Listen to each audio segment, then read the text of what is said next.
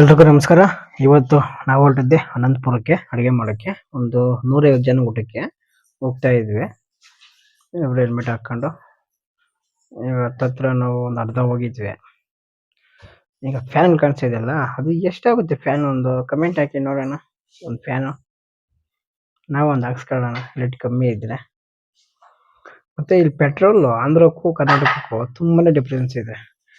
ಆಂಧ್ರ ಬಂಕಲ್ಲಿ ಹಾಕ್ಸ್ಕೊಂಡಿದ್ದೀನಿ, ನಮ್ಮ ಕರ್ನಾಟಕ ಬಂಕಲ್ಲಿ ಹಾಕ್ಸ್ಕೊಂಡಿದ್ವಿ. ಅದು ನೋಡಿ ರೈಲ್ ಹೋಗ್ತಾ ಐತೆ, ವಿಡಿಯೋ ಕೂಡ ಮಾಡ್ಕೊಂಡೆ. ಮತ್ತೆ ಇದು ಯಾವ ಕಂಪ್ನಿ ಅಂತ ಕಮೆಂಟ್ ಹಾಕಿ ನೋಡೋಣ. ಕಾರ್ ಶೋರೂಮ್ ಇದು, ಕಾರ್ ಕಂಪ್ನಿದು. ಕಮೆಂಟ್ ಹಾಕಿ ನೋಡೋಣ ಯಾವುದು ಅಂತ. ತುಂಬಾನೇ ಚೆನ್ನಾಗಿತ್ತು ಅಂತ ಹೋಗ್ತಾ ಇದ್ವಿ. ತುಂಬಾನೇ ದೂರ ಅಲ್ವಾ. ಲಾಸ್ಟ್ ಟೈಮು ಜಾಸ್ತಿ ಬಿಸಿ ಇತ್ತು ಹೋಗೋವಾಗ. ಈ ಟೈಮ್ ಅಷ್ಟೊಂದು ಬಿಸಿ ಇಲ್ಲ, ಮಳೆ ಬಿದ್ದಿತ್ತು, ಸ್ವಲ್ಪ ತಣ್ಣಗೆ ಇತ್ತು. ಬರ್ಬೇಕಂದ್ರೆ ವಿಪರೀತ ಮಳೆ, ಹೋಗ್ಬೇಕಂದ್ರೆ ಮಳೆ ನೀರಿಲ್ಲ, ಬರ್ಬೇಕಂದ್ರೆ ವಿಪರೀತ ಮಳೆ. ಬರ್ಬೇಕಂದ್ರೆ ವಿಡಿಯೋ ಮಾಡಿದ್ದೀನಿ, ಲಾಸ್ಟಲ್ಲಿ ಬರುತ್ತೆ ನೋಡಿ. ತುಂಬಾನೇ ಚೆನ್ನಾಗಿತ್ತು ಎಲ್ಲಾನು. ಎಲ್ಲ ವಿಡಿಯೋ ಅಡುಗೆ ಕೂಡ ಸೂಪರ್ ಆಗಿ ಬಂದಿತ್ತು ಎಲ್ಲಾನು. ಹೋಗ್ತಾ ಇದ್ವಿ. ಮತ್ತೆ ಏನಕ್ಕೆ ಆ ಕಡೆ ನಿಲ್ಸಿರೋ ಗಾಡಿಗಳು ಏನಕ್ಕೆ ನೋಡಿ, ಎಲ್ಲಿ ಕಮೆಂಟ್ ಹಾಕಿ.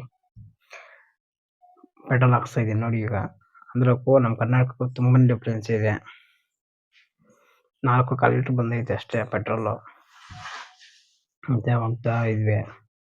ಮತ್ತೆ ನಾನು ನಮ್ಮ ಹುಡುಗನ ಕೊಟ್ಟೆ ಓಡಿಸು ಅಂತ, ಅಷ್ಟು ದೂರ ನನ್ನ ಕೈಲಿ ಆಗಲಿಲ್ಲ. ಮತ್ತೆ ಹೋಗ್ತಾನೆ ಇದ್ವಿ, ತುಂಬ ದೂರ ಇತ್ತು. ಹಂಗೋ ಹಿಂಗೋ ಅನಂತಪುರ ಹತ್ರ ಬಂದ್ಬಿಟ್ವಿ. ಹೈವೇ ರೋಡ್ ಅಲ್ಲ, ತುಂಬಾನೇ ಚೆನ್ನಾಗಿತ್ತು. ಇನ್ನು 4 ಕಿಲೋಮೀಟರ್ ಐತೆ ಅನಂತಪುರ ಅಷ್ಟೇ ನೋಡಿ. ಅನಂತಪುರ 4 ಕಿಲೋಮೀಟರ್ ಬಂದ್ಬಿಟ್ವಿ. ಹಂಗೋ ಹಿಂಗೋ ಬದೆ ಬಿದ್ದು. ಮತ್ತೆ ಬಂದ್ರೆ ಶಾಮಿಯಾನ ಇಳಿಸ್ತಾ ಇದ್ರು, ಪಾತ್ರೆ ಸಾಮಾನೆಲ್ಲ ಇಳಿಸ್ತಾ ಇದ್ರು. ಅಜ್ಜಿ ಅವ್ರ ಹತ್ರನೇ ಡಿಸ್ಕಷನ್ ಮಾಡ್ತಾ ಇತ್ತು, ಅದೇನೇ ಕಷ್ಟ ಇದೇನು ಕಷ್ಟ. ಮತ್ತೆ ತರಕಾರಿ ಕೂಡ ನಾವೇ ತಗೊಂಬಂದ್ರಿ ಅಂಗಡಿಗೆ ಹೋಗ್ಬಿಟ್ಟು. ಮತ್ತೆ ಬಂದು ಉಪ್ಪಿಟ್ಟು ಮಾಡು ಅಂದ್ರು. ಈರುಳ್ಳಿ ಬಿಡಿಸ್ಕೊಂಡು ಐಟಮ್ ಎಲ್ಲ ತರಕಾರಿ ಜೋಡಿಸ್ಕೊಂಡ್ರಿ. ಇದು ಪಾಲಕ್ ಸೊಪ್ಪು ಎಷ್ಟಿರ್ಬೋದು ರೇಟು ಕಮೆಂಟ್ ಹಾಕಿ ನೋಡೋಣ. ಎಲ್ಲ ಐಟಮ್ ಎಲ್ಲ ಜೋಡಿಸ್ಕೊಂಡ್ವಿ. ಮತ್ತೆ ರವೆ ಕೂಡ ಉರಿತಾ ಇದ್ದೆ ನಮ್ಮ ಹುಡುಗ. ಒಂದು 10 ಜನಕ್ಕೆ ಅಷ್ಟು ಮಾಡ್ತಾ ಇದ್ವಿ ಉಪ್ಪಿಟ್ಟು. ರಾತ್ರಿ ಊಟಕ್ಕೆ ನಮ್ಮ ಕಡೆ ಇದು ಅನ್ನ ಸಾಂಬಾರು ಮಾಡೋ ಅಂತ ಹೇಳೋದು ಅಂದ್ರಲ್ವಾ, ಉಪ್ಪಿಟ್ಟು ಮಾಡೋ ಅಂದ್ರು. ಉಪ್ಪಿಟ್ಟು ಮಾಡಿದೆ, ಆಯ್ತು. ಹಾಯ್ ಫ್ರೆಂಡ್ಸ್, ಎಲ್ರಿಗೂ ಹಾಯ್. ಎಲ್ಲರೂ ಚೆನ್ನಾಗಿದ್ದೀರಾ ಅಂತ ಮತ್ತೆ ಇದು ಮಾಡಿದೆ. ಮತ್ತೆ ಬೆಳಿಗ್ಗೆ ಈರುಳ್ಳಿ ಟೊಮೊಟೊ ಎಲ್ಲ ಹಚ್ಕೊಂಡೆ. ಬೆಳಿಗ್ಗೆ ಟೊಮೊಟೊ ಬತ್ತಿತ್ತು ಟಿಫನ್ಗೆ, ದಮ್ ಕೂಡ ಹಾಕಿದ್ದೆ. ಮತ್ತೆ ರಸಮ್ ಕೂಡ ಮಾಡಿದೆ ಈ ಕಡೆ. ಮತ್ತೆ ಟಿಫನ್ ತಿನ್ನೋಣ ಅಂತ ಹೇಳ್ಬಿಟ್ಟು ದಮ್ ಕೂಡ ಬಿಚ್ಚಿದೆ. ಬಿಚ್ಚಿ ಟಿಫನ್ ತಿಂದೆ. ಒಂದು 9:30 10 ಗಂಟೆಗೆ ಮಟನ್ ಕೂಡ ತಗೊಂಬಂದು ಕೊಟ್ಟರು. ಮಟನ್ ಬಿರಿಯಾನಿಗೆ ಪಾತ್ರೆ ಇಕ್ಕಿದ್ದೆ. ಪಾತ್ರೆ ಇಕ್ಬಿಟ್ಟು ಕುಕ್ಕರ್ ಹಾಕಿ ಇಕ್ತೆ ಫಸ್ಟು, ಜಾಸ್ತಿ ಚೆನ್ನಾಗಿರುತ್ತೆ ಮಾಡಿಬಿಟ್ಟು ಅಂತ ಹೇಳ್ಬಿಟ್ಟು. ಮತ್ತೆ ಒಗ್ಗರಣೆ ಎಲ್ಲ ಹಾಕಿ ಈರುಳ್ಳಿ ಹಾಕಿದೆ. ಮತ್ತೆ ಮಟನ್ ಕೂಡ ತೊಳೆದ್ಬಿಟ್ಟು ಒಂದು 22-23 kg ಮಟನ್ ಇತ್ತು. 15 kg ಅಕ್ಕಿ ಹಾಕಿದೆ, ಜೀರಾ ರೈಸ್ ಎಲ್ಲ ಫುಲ್ಲು ತೊಳೆದ್ಬಿಟ್ಟು ಎಲ್ಲ ಹಾಕಿದೆ. ಟೊಮೊಟೊ ಕೂಡ ಎತ್ಕೊಂಬಂದು ಹಾಕಿದೆ. ಮತ್ತು ವಾಂಗ್ಯಾಬಾತ್ ಕೂಡ ನಮ್ಮ ಹುಡುಗ ಇಕ್ತ, 1.5 kg ಮಾಡು ಅಂತ ಹೇಳಿದೆ. ಮತ್ತೆ ಈ ಕಡೆ ಬಂದು ಪಾಯಸ ಮಾಡಿದೆ, ಶಾವಿಗೆ ಪಾಯಸ. ಮತ್ತೆ ಮಟನ್ ಕೂಡ ಬೇಯ್ತಾ ಇತ್ತು. ನೋಡಿ ಬೆಂದಿದೆ ಅಂತ ಚೆಕ್ ಮಾಡು ಅಂತ ಹೇಳಿದೆ. ಬೆಂದಿದೆ ಅಂತ ಹೇಳ್ದ. ಆ ಥರ ಎಣ್ಣೆ ಬಿಟ್ಕೊಂಡ್ರೆ ಮಟನ್ ಬೆಂದಿರುತ್ತೆ ಅಂತ ಲೆಕ್ಕ. ಬೆಂದಿದೆ ಅಂತ ಹೇಳ್ದ. ಅಕ್ಕಿ ಹಾಕೋಣ ಅಂತ ಹೇಳ್ಬಿಟ್ಟು ಅಕ್ಕಿ ಎಲ್ಲ ಅಳತೆ ಮಾಡ್ಕೊಂಡು ಬಂದರೆ. ಜೀರಾ ರೈಸ್ 15 kg, ಬಿಳಿ ಜೀರಾ ರೈಸ್, ಬೇರೆ ಅಕ್ಕಿ ಯಾವುದೂ ಹಾಕೇ ಇಲ್ಲ. ತುಂಬಾನೇ ಚೆನ್ನಾಗಿ ಬಂದಿತ್ತು ಬಿರಿಯಾನಿ, ಎಕ್ಸಿಲೆಂಟಾಗಿ. ತುಂಬ ಇಷ್ಟ ಆಯಿತು ಬಿರಿಯಾನಿ.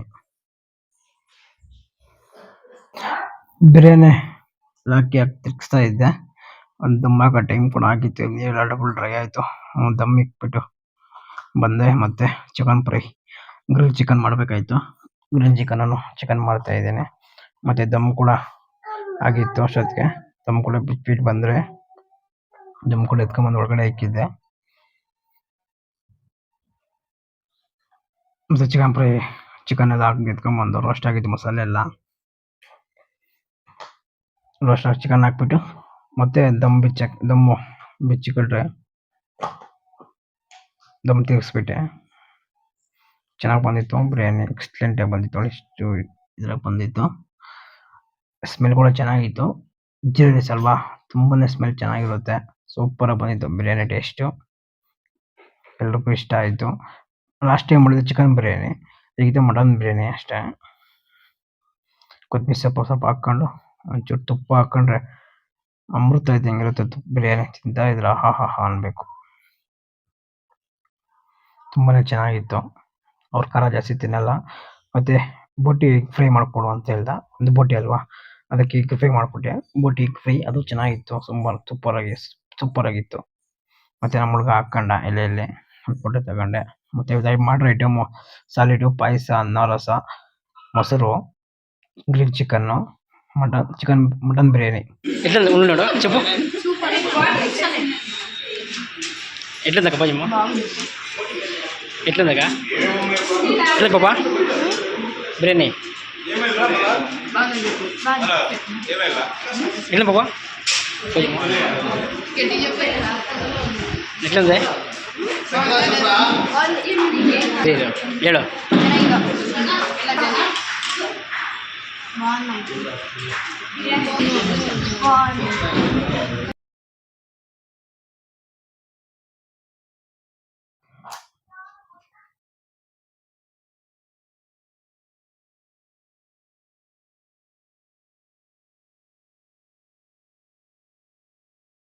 ಮನೆಯವರೇ ಊಟ ಎಲ್ಲ ಬಡಿಸ್ಕೊಂತ ಇದ್ವು. ಎಲ್ಲ ಆಯ್ತು ನಾವು ಹೋಗ್ತೀರಾ ಅಂತ ಹೇಳ್ದೆ. ಸರಿ ಆಯ್ತು ಹೋಗಿ ಅಂತ ಹೇಳ್ದೆ. ಅಮೌಂಟ್ ಕೊಟ್ರು. ಮತ್ತೆ ನಾವು ಹೊರಟಿದ್ದೆ ವಿಜಯಪುರ ಕಡೆಗೆ. ತಿರ್ಸ್ಕೊಂತ ಇದ್ವಿ ಇಲ್ಲೇ.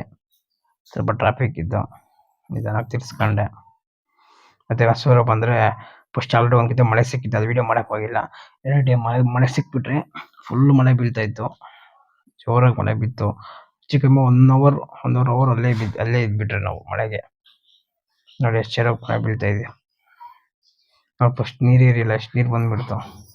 ಅಲ್ಲಿ ನಿಂತ್ಕೊಳ್ಳೋಕೆ ಕೂಡ ಜಾಗ ಇರಲಿಲ್ಲ. ಆದ್ರೂ ಕೂಡ ಎಲ್ಲ ಒಬ್ಬೊಬ್ರು ಸೇರ್ಕೊಂಡ್ಬಿಟ್ರು ಎಲ್ರು. ಜೋರಾಗಿ ಮಳೆ ಬೀಳ್ತಾ ಇತ್ತು. ನೋಡಿ ಮತ್ತೆ ಮಳೆ ನೋಡಿ ಎಷ್ಟು ಜೋರಾಗಿ ಬೀಳ್ತಾ ಇದೆ. ಸಕ್ಕತ್ತಾಗಿ ಬೀಳ್ತಾ ಇತ್ತು ಮಳೆ. ಮತ್ತೆ ನಿಂತೋಯ್ತು. ಮತ್ತೆ ಬಂದ್ವಿ. ಮತ್ತೆ ಇನ್ನೊಂದು ಜಾಗದಲ್ಲಿ ಮಳೆ ಶುರುವಾಯ್ತು ತಿರ್ಗಾನು. ಬಾಗೇಪಲ್ಲಿಗೆ ಅದು. ಮತ್ತೆ ಬರ್ತಾ ಇದ್ವಿ.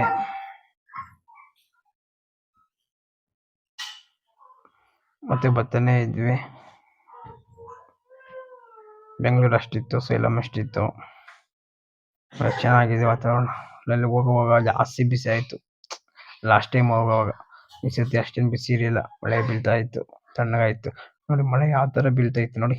ಲೈನ್ಗಳು ಯಾವ ಕಡೆ ಯಾವ ತರ ಮಳೆ ಬೀಳ್ತಾ ಇದೆ. ಚೆನ್ನಾಗಿರ್ತಲ್ಲ ಮಳೆ ಬೀಳೋದು. ಮತ್ತೆ ಚಾನಲ್ ಕೂಡ ವಿಡಿಯೋ ಮಾಡ್ಕೊಂಡೆ ಸ್ವಲ್ಪ ಎಲ್ಲ ವಿಡಿಯೋ ಮಾಡಿದೆ. ಕರ್ನಾಟಕ ಸುಸ್ವಾಗತ ಹಾಕಿದೆ ನೋಡಿ ಬೋಲ್ಡ್. ವಂದನೆಗಳು ಕರ್ನಾಟಕಕ್ಕೆ. ನೋಡಿ ಮಳೆ ಯಾವ ತರ ಬೀಳ್ತಾ ಇದೆಯಾ ಗೊತ್ತಾಗುತ್ತೆ ಈಗ. ಲೈನ್ ಮಳೆ ಎಲ್ಲ ಇಲ್ಲದೆ ಸುತ್ತು ಇಲ್ಲದೆ ಮಳೆ ಸ್ವಲ್ಪ ಮಳೆ ಬೀಳ್ತಾ ಐತೆ. ಅಲ್ಲೆಲ್ಲ ಮುಂದಕ್ಕೆ ಬರ್ತಾ ಇದ್ರೆ ಮಳೆ ಬೀಳ್ತಾನೆ ಐತೆ ಸ್ವಲ್ಪನೇ. ಮುಂದೆ ಮಳೆನೇ ಇರಲ್ಲ. ನೋಡಿ ಮಳೆ ಯಾವ ತರ ಇಲ್ಲದೆ ಕ್ಲೀನ್ ಆಗಿ ಬೀಳ್ತಿರೋದು ಗರೆಗಳು ಕಪ್ಪುಗೆ. ಅವೆಲ್ಲ ಮಳೆ ಬಿದ್ದಿರೋದು ಬೀಳ್ತಾ ಐತೆ. ಆ ಕಡೆ ಎಲ್ಲ ಮಳೆಗಳು. ಮತ್ತೆ ನಿಲ್ಸಕ್ ಹೋಗಿಲ್ಲ ನಾವು. ಮಳೆ ನೆನ್ಕೊಂಡ್ ಬಂದ್ಬಿಟ್ರಿ ಸುಮ್ನೆ ಯಾಕೆ ಅಂತ. ಫುಲ್ ಜೋರಾಗಿ ಬೀಳ್ತೈತೆ ಮಳೆ ಮಾತ್ರ. ನಮ್ ಬಾರ್ಡರ್ ದಾಟ್ಬಿಟ್ರೆ ಮಳೆನೇ ಇರಲ್ಲ. ಒಂಚೂರು ಮಳೆ ಇಲ್ಲ ನಮ್ ಬಾರ್ಡರ್ ದಾಟ್ತಾನೆ. ಜೋರಾಗಿ ಮಳೆ ಬೀಳ್ತೈತೆ. ಅದನ್ನ ನಿಲ್ಸಕ್ ಹೋಗಿಲ್ಲ. 1-2-3 ಕಿಲೋಮೀಟರ್ ಓಡಿಸ್ಬಿಟ್ರೆ ಮುಂದೆ ಮಳೆನೇ ಇರಲ್ಲ. ಮತ್ತೆ ಬಂದ್ಬಿಟ್ರೆ ವಿಜಯಪುರ ಬಂದು ಪೆಟ್ರೋಲ್ ಹಾಕ್ಸ್ದೆ. ನಮ್ಮ ಕರ್ನಾಟಕಕ್ಕೂ ಆಂಧ್ರಕ್ಕೂ ಕಂಪೇರ್ ಮಾಡಿ ಕಮೆಂಟ್ ಮಾಡಿ ನೋಡಿ ಗೊತ್ತಾಗುತ್ತೆ ಎಷ್ಟು ಪೆಟ್ರೋಲ್ ಡಿಫ್ರೆನ್ಸ್ ಇದೆಯಾ ಅಂತ.